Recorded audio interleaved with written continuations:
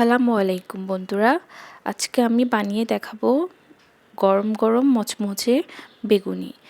আমি একটা বাটিতে বেসন নিয়েছি পরিমাণ মতো। এবার নিয়েছি কর্নফ্লাওয়ার 2 চামচ দিয়েছি। কর্নফ্লাওয়ার পরিবর্তে চালের গুঁড়া ব্যবহার করা যাবে। তারপর দিয়েছি বেকিং পাউডার বা বেকিং সোডা, যে কোনো একটা দিলেই হবে। আমি এখানে বেকিং পাউডার দিয়েছি। তারপর দিয়েছি কাশ্মীরি মরিচের গুঁড়ো, তারপর দিয়েছি ধনিয়ার গুঁড়ো, লবণ দিয়েছি স্বাদ মতো। আপনারা চাইলে এখানে ধনিয়ার গুঁড়ো স্কিপ করতে পারবেন। তারপর আমি পানি দিয়ে ভালোভাবে মেখে নেব।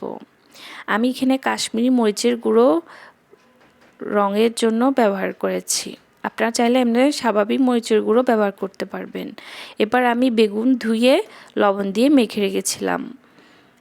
আমার কড়াইয়ে আগে যেহেতু তেল ছিল, তাই আমি কম পরিমাণে তেল দিয়েছি। এবার আমি বেগুনগুলো বেসনে মেখে একে একে দিয়ে দিব তেলে। বন্ধুরা, আমার এই রেসিপিটা কেমন লেগেছে অবশ্যই কমেন্ট করে জানাবে, আর লাইক দিবে, কমেন্ট করবে।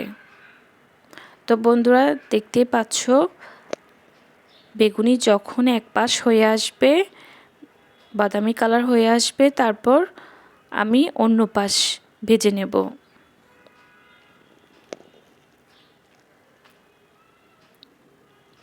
এবার আমার বেগুনি হয়ে এসেছে, আমি নামিয়ে নিব। বন্ধুরা দেখো, দেখতে কি সুন্দর লাগছে, খেতে খুবই মজা হয়েছে, মচমচে, অনেকক্ষণ পর্যন্ত মচমচে থাকে এই বেগুনি।